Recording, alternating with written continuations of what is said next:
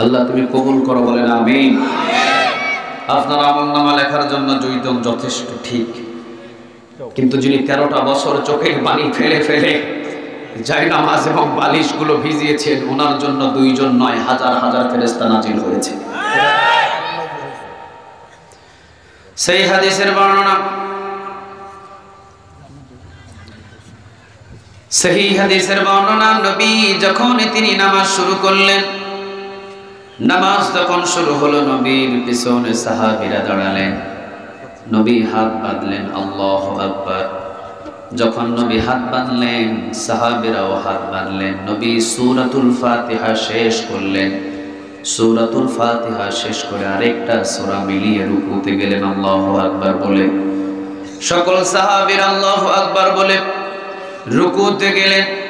নবী যখন বললেন সামিআল্লাহু লিমান হামিদা, সমস্ত সাহাবীরা উঠলেন, পড়লেন রব্বানা লাকাল হামদ। একজন সাহাবী তিনি একটু বাড়িয়ে বললেন, আপনাদের কি কষ্ট হচ্ছে? আপনাদের কি কষ্ট হচ্ছে? একজন সাহাবী একটু বাড়িয়ে বললেন, সেই হাদিসের কথা বলছে, আমার বানানো কোনো কথা নয়।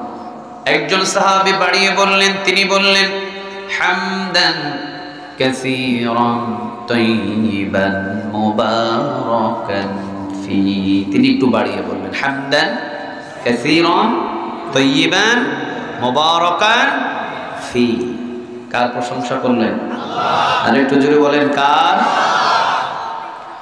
নবী নামাজ শেষ করলেন, নামাজ শেষ করে পিছনের দিকে ফিরলেন। নবী বললেন, রুকু থেকে যখন আমি দাঁড়িয়েছি, সবাই তোমরা পড়েছো রব্বানা লাকাল হামদ। একজন সাহাবী কিন্তু পড়েছেন, তিনি হলেন হামদান কাসীরান তাইয়িবান মুবারাকান ফি। কে পড়েছো এই বাড়তি প্রশংসাটা? আমি নবী তো শিখাই নাই। কার এত বড় বুকের সাহস হলো যে আমি নবী না শিখিয়ে তোমরা পড়ে ফেলেছো? কে পড়েছো? দাঁড়াও। সাহাবী ভীত হয়ে গেলেন, ভয় পেয়ে গেলেন। নবী বললেন, কে এই বাড়তি কথাগুলো পড়েছো? একটু দাঁড়াও, আমি তার চেহারাটা দেখতে চাই। দাঁড়ান না। তৃতীয়বার যখন নবী বললেন, আমি তার চেহারাটা দেখতে চাচ্ছি, কে বাড়তি কথাটা বলেছো? হাত তোলো।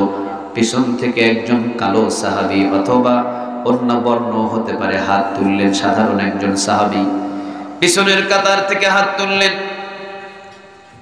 যদিও তিনি সাধারণ সাহাবী ছিলেন, কিন্তু ওই সাধারণ সাহাবীর যদি এক পাশে নেক আমল উঠিয়ে দেওয়া হয়, আর আজকে সারা বিশ্বের সকল মুসলমানদের নেক আমল যদি আরেক পাল্লায় উঠিয়ে দেওয়া হয়, একজন সাহাবীর নেক ওজন বেশি হয়ে যাবে।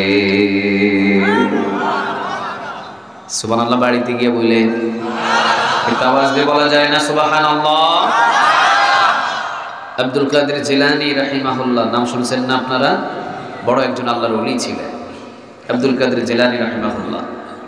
ওনার একজন ভক্ত এসে বলছেন, আব্দুল কাদের জিলানী রাহিমাহুল্লাহ, আপনি বড় নাকি বেলাল রাদিয়াল্লাহু তাআলা আনহু বড়? নাউজুবিল্লাহ বলবেন না? কোন জায়গায় কোন কথা বলতে হয় ভক্তর সেই জ্ঞানটুকু নাই। আব্দুল কাদের জিলানী রাহিমাহুল্লাহ তিনি বললেন, কে এই কথাটুকু আমার সামনে বড় বলল যে আমি বড় নাকি বেলাল রাদিয়াল্লাহু তাআলা আনহু বড়? এই বেয়াদবটা বলল কি, গরম হয়ে গেলেন, আওয়াজটুকু বড় করে ফেললেন, চিৎকার দেওয়া শুরু করলেন। আশেপাশের মানুষগুলো, আব্দুল কাদের জিলানী রাহিমাহুল্লাহ একজন বড় আল্লাহর ওলি ছিলেন, তার সামনে সবাই উপস্থিত হলেন। আব্দুল কাদের জিলানী রাহিমাহুল্লাহ সবার সামনে এবার বলছেন, শোনো, বেলাল রাদিয়াল্লাহু তাআলা আনহুর সাথে এই একজন গোলাম আমাকে তুলনা করেছে যে আমি বড় নাকি বেলাল রাদিয়াল্লাহু তাআলা আনহু বড়। শুনে নাও তোমরা সবাই। বেলাল রাদিয়াল্লাহু তাআলা আনহু যেই মরুভূমি দিয়ে হাঁটতেন, বেলাল রাদিয়াল্লাহু তাআলা আনহু যেই মরুভূমিতে হাঁটতেন, বেলালের পায়ের নিচে যেই বালুটা পড়তো, ওই বালুর যতটুকু মর্যাদা আর সম্মান আছে, আমি আব্দুল কাদের জিলানীর এতটুকু সম্মান মর্যাদা নাই। একজন সাহাবীর সম্মান আর সারা বিশ্বের সব মুসলমানের সম্মান, সারা বিশ্বের সব মুসলমানদের সম্মানের চাইতে একজন সাহাবীর সম্মান উচ্চ মাকামে পৌঁছিয়ে দিয়েছেন। তিনি কে? পিছন থেকে সাহাবী হাত তুললেন, নবী বললেন দাঁড়াও, দাঁড়ালেন। নবী বললেন তুমি বাড়তি কথাগুলো বলেছো, কোথায় পেয়েছো? আমি নবী তো শিখাই নাই। তিনি বললেন ইয়া রাসূলুল্লাহ, আমি আল্লাহ রাব্বুল আলামিনকে বেশি ভালোবাসি, আমি আমার মালিককে বেশি ভালোবাসি, আমি আমার রবকে বেশি ভালোবাসি, আমি আমার আল্লাহকে বেশি ভালোবাসি। এই জন্য আল্লাহ রাব্বুল আলামিনের জন্য আমি এই বাড়তি দোয়াগুলো একটু পড়েছি, এই তাসবিহগুলো পড়েছি, প্রশংসাগুলো পড়েছি। নবী বলছেন শোনো, ভয় পেও না, আমি দেখেছি, তুমি দেখো নাই। আমি নবী, তোমরা নবী নও।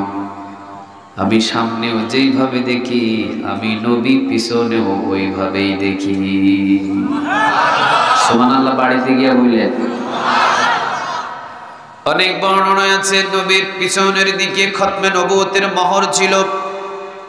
অনেক মুফাসসিরিনে কেরাম বলেন নবী সামনে দুই চোখ দিয়ে যেভাবে দেখতেন, নবীর পিছনে খতমে নবুয়তের মোহর ছিল। এই মোহর দিয়ে নবী পিছনের দিকেও ঠিক একইভাবে দেখতে পেতেন। এই জন্য নবী বললেন আমি দেখেছি, তোমরা দেখো নাই। আমি নবী, তোমরা নবী নও। আমি নবী দেখলাম 30 জনেরও বেশি ফেরেশতা তোমার এই আল্লাহর প্রশংসা করার জন্য 30 জনেরও বেশি ফেরেশতা প্রতিযোগিতা লেগে গেছে যে তোমার আমলনামায় কে কতগুলো নেক বেশি লিখে দিতে পারে। সুবহানাল্লাহ। বাড়িতে গিয়ে বলে একটু আওয়াজ দিয়ে বলা যায় না সুবহানাল্লাহ? কিরামান কাতিবিন ইয়ালামুনা মা তাফআলুন। সবার জন্য শুধু 2 জন 3 জন 5 জন ফেরেশতা নয়, বাংলাদেশের কিছু আল্লাহর ওলিদের জন্য শত শত হাজার হাজার ফেরেশতা আমলনামা লেখার জন্য ব্যস্ত হয়ে বসে আছে। ঠিক না ঠিক? ওদের আমলনামা আর আমাদের আমলনামা কি এক হতে পারে? আরো জোরে বলেন, এক হতে পারে? যাদেরকে ওযুর পানি দেওয়া হয় নাই, যারা বছরের পর বছর মাসের পর মাস তাদেরকে খাবার দেওয়া হয় নাই, কিন্তু আল্লাহর একটা হুকুম অমান্য কোনোদিন করে নাই। আর আপনি 3 বেলা খাওয়ার পরেও আল্লাহর হুকুম একটাও পালন করতে পারেন না। আপনার জন্য একটাই যথেষ্ট, 2টাই যথেষ্ট, কিন্তু ওনারা যেভাবে গোলামি করছে, ইবাদত করছে, ওনাদের জন্য হাজার হাজার ফেরেশতা আমলনামা লেখার জন্য প্রতিযোগিতা লেগে আছে। ঠিক না ঠিক? তাহলে বলেন কিরামান কাতিবিন ইয়ালামুনা মা তাফআলুন। গরু এবং ছাগলদের আমলনামা লেখার জন্য কোনো ফেরেশতা নিযুক্ত করা হয়? সবাই বুঝতেছেন কথা আমার? মুরগির আমলনামা লেখার জন্য কোনো ফেরেশতা লাগে? গরুর আমলনামা লেখার জন্য কোনো ফেরেশতা লাগে? তাহলে যাদের ফেরেশতা লিখিত নাই তাদের কোনো হিসাবও নাই। আমাদের আমলনামা লেখার জন্য কিরামান কাতিবিন এই ফেরেশতাদেরকে নিযুক্ত করেছেন তিনি কে? আল্লাহ। আল্লাহ রাব্বুল আলামিন বলেছেন ওয়া কুল্লু ইনসানিন আলজামনাহু তায়িরাহু ফি উনুকিহি ওয়া নুখরিজু লাহু ইয়াওমাল কিয়ামা কিতাবাই ইয়ালকাহু মানশুরা। কথাটা কার? আরো জোরে বলেন কার? আল্লাহ রাব্বুল আলামিন কিন্তু এখানে বলেন নাই গরুর কণ্ঠনালীর কাছে আমি আল্লাহ রাব্বুল আলামিন রেকর্ড করছি তার আমলনামা, সে কি করেছে, কি করছে, কোথায় ঘাস খাচ্ছে, কোথায় খড় খাচ্ছে, এটা আমি লিপিবদ্ধ করছি। আল্লাহ কখনো এটা বলেন নাই। কিন্তু মানুষদের কণ্ঠনালীর কাছে যা যা করছে সমস্তগুলো রেকর্ড করে রেখে দিতেছেন তিনি কে? গরু এবং ছাগলের আমলনামা লেখার জন্য কোনো ফেরেশতা নাই। যেমন বাস্তব, ঠিক তেমনই বাস্তব হলো কিয়ামতের ময়দানে গরু ছাগলের কোনো বিচারের কাঠগড়া দাঁড় করানো হবে। 2টা মাখলুকের হিসাব নেবেন, এক হলো মানুষ, আরেক জিন। জিন এবং মানুষের হিসাব নেওয়ার জন্য কিয়ামতের ময়দানে কাঠগড়া দাঁড় করাবেন তিনি কে? আর আল্লাহ সুবহানাহু ওয়া তাআলা সকল কীট পতঙ্গ মাখলুকাতদের যারা আছে গরু, ছাগল, হাঁস, মুরগি, দুম্বা, আল্লাহ সবাইকে বলবেন কুল্লু তরাব, মাটি হয়ে যাও। সবাই কি হয়ে যাবে? মাটি হয়ে যাবে। সবাই কি হয়ে যাবে?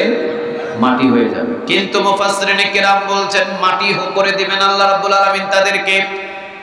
তবে মাটি করার আগেই আল্লাহ রাব্বুল আলামিন দেখবেন কোন পশুর উপরে জুলুমি করেছিল, শিং দিয়ে গুতা দিয়ে পেটটাকে ছিদ্র করে দিয়েছিল।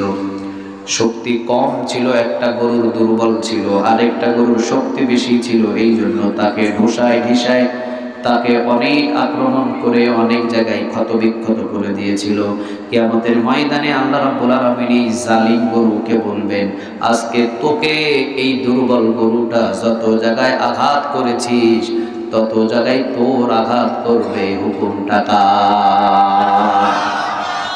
বাংলাদেশের মানুষ, বাংলাদেশের জনগণ এ পর্যন্ত 17টা বছর বাংলার জমিনের ভিতরে যত নির্যাতন করা হয়েছে, 5 ওয়াক্ত নামাজ পড়ছে একজন যুবক, হাতের ভিতরে ডান্ডা পেড়ি লাগায়া জেলখানায় টেনে নিয়ে যাওয়া হয়েছে।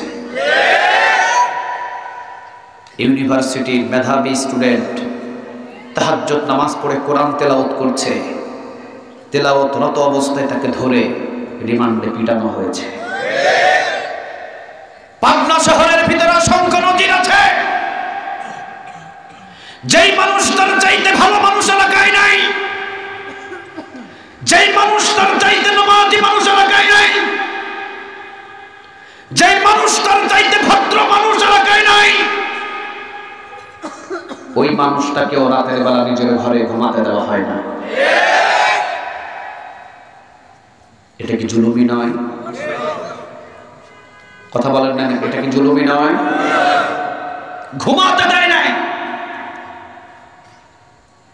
আবু বকর সিদ্দিক রাদিয়াল্লাহু তাআলা আনহু কি দেশ চালায় নাই? কথা বলেন না কেন? তোমাদের মতো নামাজি মানুষদের ঘুম ভাঙাইছে আর দৌড়াইছে রাতের বেলা ইফতার করার জন্য। সহিহ হাদিসের কথা একটা শোনেন, ইতিহাস থেকে বলছি। আবু বকর সিদ্দিক রাদিয়াল্লাহু তাআলা আনহু যেদিন প্রেসিডেন্ট হলেন, সেই দিন খুব কান্নারত অবস্থায় ছিলেন। ওমর রাদিয়াল্লাহু তাআলা আনহুকে বানালেন বিচারপতি। সুবহানাল্লাহ বলবেন না? 6 মাস বিচারপতির চেয়ারে ওমর রাদিয়াল্লাহু তাআলা আনহু বসলেন, একটা বিচারও কোনোদিন যায় নাই। কয় মাস? কথা বলতে হবে, কয় মাস? ওমর রাদিয়াল্লাহু তাআলা আনহু তিনি আসলেন, আবু বকর সিদ্দিক রাদিয়াল্লাহু তাআলা আনহুকে বললেন, আবু বকর প্রেসিডেন্ট আপনি, আর আমি ওমর রাদিয়াল্লাহু তাআলা আনহুকে বানিয়েছেন বিচারপতি। 6 মাস পর্যন্ত বিচারের কার্যালয় খুলে বসে থাকলাম, এই 6 মাসের ভিতরে একটা বিচার আমি ওমরের সামনে আসে না। আবু বকর সিদ্দিক রাদিয়াল্লাহু তাআলা আনহু তিনি কেঁদে দিলেন। ওমর তিনি বললেন, আবু বকর আপনি কাঁদেন কেন? আবু বকর সিদ্দিক বললেন, ওমর কেন বিচার আসে নাই? তুমি কি একটু ইঙ্গিত পাচ্ছ? তিনি বললেন, না। আবু বকর বললেন, যে জমিনে নবী পা রাখেন আর যে জমিনে মানুষ সকাল বিকাল কোরআনের হুকুম পালন করেন, ওই জমিনের ভিতরে বিচারপতি রাখার থেকে না রাখাই ভালো। যে জমিনে নবী পা রাখেন আর যে জমিনে কোরআনের আইন চলে, ওই জমিনে বিচারপতি থাকার থেকে না থাকাই। 6 মাস বসে আছেন, একটাও কি নাই? কথা বলেন না কেন? কি নাই? বিচার নাই। ওমর রাদিয়াল্লাহু তাআলা আনহু তিনি আবু বকরকে বললেন, ওমর আবু বকর রাদিয়াল্লাহু তাআলা আনহুকে বললেন, আবু বকর 6 মাস পর্যন্ত আমি যেখানে বসে থাকলাম, মশার মাছি মারা ছাড়া আমার আর কোনো কাজ ছিল না। আপনাকে আমি আকুল আবেদন দিয়ে বলছি, আপনি আমাকে বিচারপতি না বানায়া অন্য কাজে নিয়োজিত করে দেন। আবু বকর সিদ্দিক রাদিয়াল্লাহু তাআলা আনহু একটা লিস্ট বাহির করলেন। লিস্টের ভিতরে কয়েকজন বিধবা নারী, এলাকার ভিতরে দুর্বল এবং অচল প্রতিবন্ধীর মতো বিধবা নারী যারা ছিলেন, ওনাদের লিস্টটা ওমর রাদিয়াল্লাহু তাআলা আনহুর হাতের ভিতরে দিয়ে বললেন, ওমর, অন্তত তাহলে আজ থেকে আপনি এই বিধবাদের দেখাশোনার দায়ভার আপনাকে দিয়ে দিলাম। সুবহানাল্লাহ। যান, আপনি এটা আজ থেকে পালন করেন। ওমর রাদিয়াল্লাহু তাআলা আনহু খুশি আনন্দে ফজর নামাজ পড়ে তিনি মসজিদে নববীর পাশেই একজন ছিলেন বিধবা, বৃদ্ধ মানুষ, ঘরের তেমন কোনো কাজ এবং কাম তিনি করতে পারেন নাই, ঘরের কোনো কাজ এবং কাম তিনি করতে পারেন না, কূপ থেকে পানি উঠাতে পারেন না। আপনাদের কি কষ্ট হচ্ছে?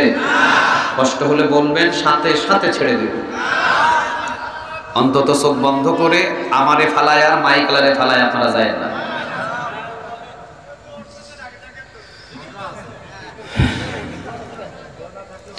আবু বকর সিদ্দিক রাদিয়াল্লাহু তাআলা আনহু ওমরের হাতের ভিতরে দায়িত্ব দিলেন, যান আপনি বিধবা নারীদের এই দায়িত্বগুলো পালন করেন। ওমর রাদিয়াল্লাহু তাআলা আনহু ফজর নামাজ পড়ে তিনি মসজিদে নববীর পাশে একজন বৃদ্ধা মহিলা, লিস্টে যার নামটা লেখা ছিল, তিনি গেলেন তার ঘরের কি কাজ এবং কাম বাকি আছে করানোর জন্য। ঘরের কাজ এবং ঘরের কাম করার জন্য ওমর রাদিয়াল্লাহু তাআলা আনহু তিনি বাহিরে দাঁড়িয়ে তিনি বললেন, মা আপনি ভিতরে আছেন নাকি? আমি ওমর এসেছি। আবু বকর সিদ্দিক রাদিয়াল্লাহু তাআলা আনহুর একজন প্রতিনিধি, রাষ্ট্র পরিচালনার কাজে আমাকে নিয়োজিত করা হয়েছে। মা, আপনার ঘরের যদি কোনো কাজ থাকে, কোনো কাম থাকে, আমি ওমর আপনার ঘরের যাবতীয় বাজার সদা সকল কাজগুলো করে দিব। আচ্ছা, এমন যদি পরিস্থিতি আমাদের বাংলাদেশে হতো, বিধবা নারীদেরকে আর কোথাও যেতে হবে না, ওনাদের বাজার সমস্ত বাংলাদেশের দায়িত্বশীল সরকারি লোকগুলো এসে করে দিয়ে যাবে, ঘরের কাজ করে দিয়ে যাবে, ঘরের টিন ছিদ্র হলে সেটা ব্যবস্থা করে দিয়ে যাবে। এইরকম যদি পরিস্থিতি হতো, বাংলার জমিনটা কি মিনি জান্নাত হয়ে যেত না? এই কাজ করার জন্যই তো আজকে বাংলাদেশের হাজারো কোরআনের কর্মী জীবন দিতেছে। আবার আমরা ওমর এবং আবু বকরের জীবনের দিকে যেমন ভাবে তারা রাষ্ট্র পরিচালনা করেছেন কোরআন দিয়ে, আমরাও বাংলাদেশের কিছু মানুষ এই কোরআনের রাজ কায়েম চাই ইনশাআল্লাহ। কোরআন কি ওমরের সময় একরকম ছিল আর আমাদের 2024 সালে কি আরেক রকম? কথা বলেন না কেন? আরেক রকম। আবু বকরের সময় যেই কোরআনের শাসন ছিল, ওমরের সময় যেই কোরআনের শাসন ছিল, বাঘ এবং হরিণ যেখানে একই ঘাটে পানি খেয়েছিল, এমনকি নীল নদের একটা পাখি পর্যন্ত না খেয়ে মারা যায় নাই। আজ যদি কোরআনের শাসন এই বাংলার জমিনের ভিতরে চালু হয়ে যায়, ওমরের শাসনের জমানা এখনো বাংলার জমিনে 2024 সালে হতে পারে, ঠিক না ঠিক?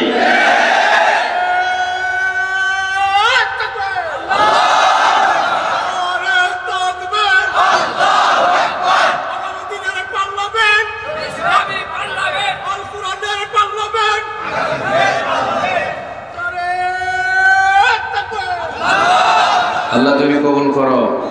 আর একটু জোরে বলেন আমিন। তাকবীর দিয়েছে কে? ভাই হাত তুলে, আপনার চেহারা দেখা যায় না, একটু হাত তুলে।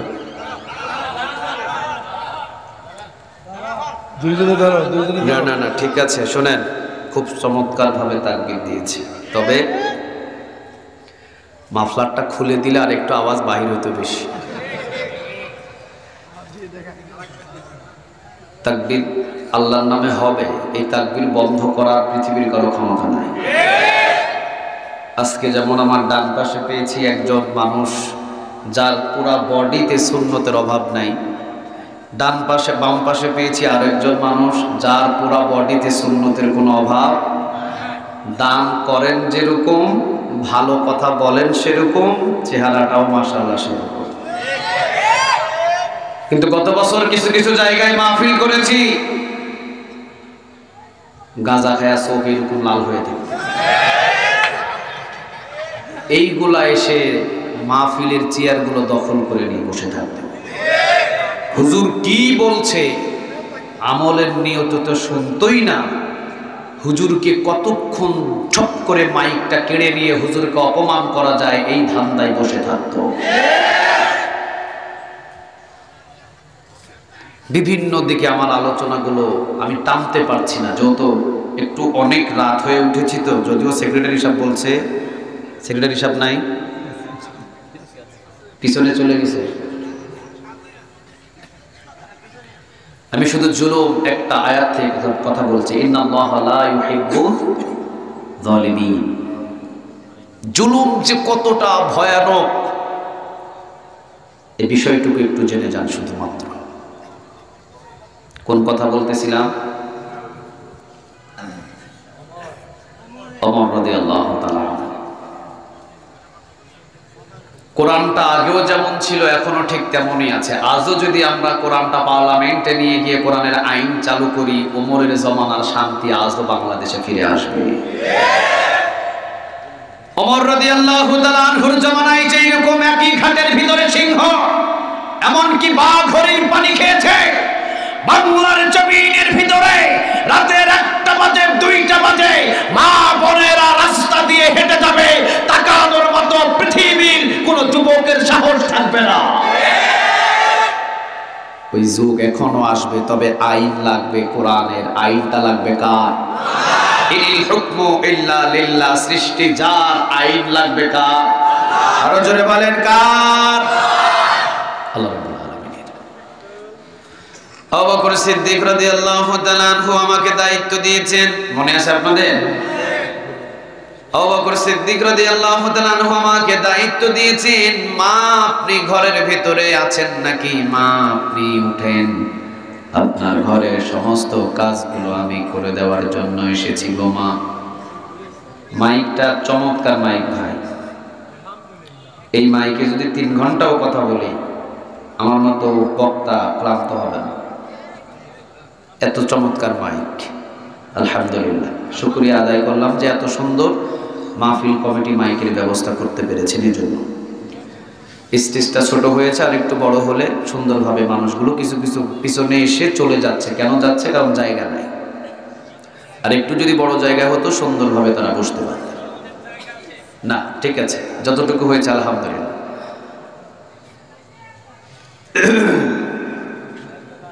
কোন এলাকায় মাইক নিয়ে আসে আইসক্রিম বিক্রি করা মাইক, যে মাইক দিয়ে আইসক্রিম বিক্রি করে রাস্তায় রাস্তায়, সেই মাইক নিয়ে আনা লাগায়া হুজুর ভাই ওয়াজ করে। এই মাইক্রোফোন গলার ভিতরে ঢুকিয়ে দিলেও আওয়াজ বাইর হয় না। এইরকমও বহু কমিটি আছে। কিন্তু আপনাদের এখানে এসে যে মাইক এবং যে পরিবেশ পেয়েছি, আলহামদুলিল্লাহ আমার মন ভরে গেছে।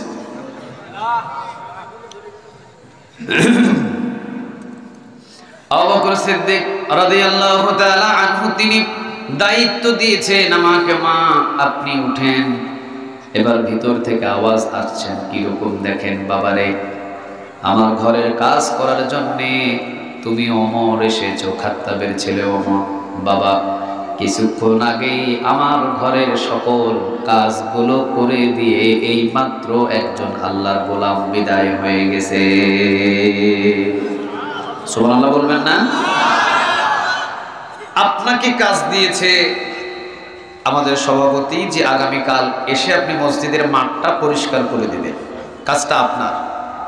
কিন্তু আপনি এসে দেখতেছেন সকালবেলা মাঠটা আরেকজন পরিষ্কার করে চলে গেছে। এখন কে পরিষ্কার করলো, এটা কি এই মানুষটাকে দেখার জন্য আপনার ভিতরে ইচ্ছা আসবে না? কথা বলেন না কেন? আসবে না? ওমর রাদিয়াল্লাহু তাআলা আনহু জিজ্ঞাসা করলেন, মা দায়িত্ব তো আমার, লিস্ট আমার কাছে, কে এলো এখানে আপনার এই ঘরের কাজ সমস্ত করে দেওয়ার জন্য? বৃদ্ধা মহিলা বলছে, বাবারে ঘরের কাজ করে দিয়েছে তা না, এত সুন্দর করে আমাকে যে খাইয়ে দিয়েছে, এত সুন্দর করে আমাকে আজ পর্যন্ত কেউ মুখে তুলে খাওয়াইয়া দেয় না। ঘরের কাজ তো করেছে, আবার আমাকে খাইয়েও দিয়েছে। সুবহানাল্লাহ বলেন। ওমর রাদিয়াল্লাহু তাআলা আনহু তিনি বললেন, মা ঠিক আছে, আগামীকাল একটু আগে আগে আসবো আপনার ঘরের কাজগুলো করে দিতে। আমি রাষ্ট্রীয় কোষাগার থেকে এসেছি। চলে গেলেন। পরের দিন আবার আসলেন ফজরের নামাজের আগে। ফজরের নামাজের আগে এসে মাকে ডাকছেন, মা ঘরের কোনো কাজ কি বাকি আছে, বা কুয়া থেকে কি পানি উঠিয়ে দিতে হবে, কি আছে, আপনি খেয়েছেন কিনা খবর নেওয়ার জন্য এসেছি। ভিতর থেকে বলছে, বাবা বড্ড দেরি করে ফেলেছো, কিছুক্ষণ আগে আমার ঘরের সমস্ত কাজ করে দিয়ে ওই মানুষটাই মাত্র বাহির হয়ে গেছে। ওমর রাদিয়াল্লাহু তাআলা আনহু বলছেন, মা কি বলেন? হ্যাঁ বাবা, কিছুক্ষণ আগেই ঘরের সমস্ত কাজগুলো করে দিয়েই তো বিদায় হয়ে গেছে, তুমি দেখো কোনো কাজ বাকি নাই। হ্যাঁ দেখছে সব কাজ কমপ্লিট। ওমর রাদিয়াল্লাহু তাআলা আনহু বলছেন, মা ঠিক আছে, আগামীকাল আমি আসবো আপনার ঘরের ভিতরে, তবে হ্যাঁ আগামীকাল আসবো আমি তাহাজ্জুদ নামাজ পড়ার পরপরই। চলে আসলেন তাহাজ্জুদ নামাজ পড়ে, অন্ধকার রাত। এসে ভিতর থেকে বলছেন, মাকে ডাকে বলছেন, মা একটু দরজাটা খুলেন, অথবা ঘরের কি কাজ আছে আপনি একটু বলেন। ভিতর থেকে বলছে, বাবা ঘরের সম্পূর্ণ কাজ করে দিয়ে এই মাত্র আল্লাহর একজন গোলাম বিদায় হয়ে গেছে। অবাক হয়ে গেলেন ওমর, মা এটা কি জিন নাকি মানুষ? আসলাম সকালবেলা পেলাম না, ফজরের আগে আসলাম পেলাম না, এরপরে আমি আসলাম তাহাজ্জুদ পড়ে তাও পেলাম না। মা এটা নিশ্চয় মানুষ হবে না, এটা জিন হবে। ঠিক আছে, আগামীকাল আমি ওমর এই জিনটাকে ধরবো, দেখি কিভাবে সে আমার চোখটাকে ফাঁকি দেয়। খেজুর বাগানে পরের দিন দাঁড়িয়ে রইলেন ওমর। মধ্য যখন রাত হয়েছে, রাতের যখন বাজে প্রায় 12টা, প্রায় বাজে 1টা, মধ্যরাতের সময় ওমর রাদিয়াল্লাহু তাআলা আনহু তিনি খেজুর বাগানে দাঁড়িয়ে আছেন। লম্বা একটা জুব্বা পরিধান করে, আমার মতো সাদা জুব্বা পরিধান করে, মাথায় একটা রুমাল সামনের দিকে ছেড়ে দেওয়া, আসছেন টিপ টিপ টিপ টিপ করে, বিলাই যেইভাবে পা দেয় ঠিক এইভাবে আস্তে আস্তে পা দিয়ে, কোনো আওয়াজ নাই। ওমর রাদিয়াল্লাহু তাআলা আনহু তিনি পিছন থেকে ছপ করে ধরে ফেললেন। তিনি বললেন, আমি জানি তুমি কোন জিন, প্রতিদিন তুমি আমাকে বোকা বানাও, প্রতিদিন তুমি আমাকে বোকা বানায়া বুড়ির ঘরের সব কাজগুলো করে দিয়ে চলে যাও। কথা বুঝতেছেন আপনারা? কথা বুঝতেছেন? প্রতিদিন তুমি বুড়ির সমস্ত ঘরের কাজগুলো করে দিয়ে আমাকে ফাঁকি দিয়ে চলে যাও, আজকে কোনো সুযোগ নাই। বলো তোমার নাম কি, তুমি কে? কোনো নাম বলে না, কোনো আওয়াজও করে না। ওমর রাদিয়াল্লাহু তাআলা আনহু সামনে গিয়ে রুমালটা টান দিয়ে দেখে এটা কোনো জিন নয়, এইটা হলেন আবু বকর। ছেড়ে দিলেন। ওমর কেঁদে দিলেন। ওমর বললেন, আপনি প্রেসিডেন্ট, অর্ধ পৃথিবীর খলিফা, আপনি আবু বকর সিদ্দিক রাদিয়াল্লাহু তাআলা আনহু রাষ্ট্র পরিচালক। আমাকে দায়িত্ব দিলেন, আপনি লিস্ট দিলেন, আর আপনি এসে বুড়ির ঘরের কাজগুলো করে দিয়ে চলে যাচ্ছেন। আবু বকর বলছেন, ওমর রে, 1 মিনিট যদি আমি হাতে সময় পাই, ওই 1 মিনিটটাও আমি আমলের ভিতরে শামিল হতে চাই।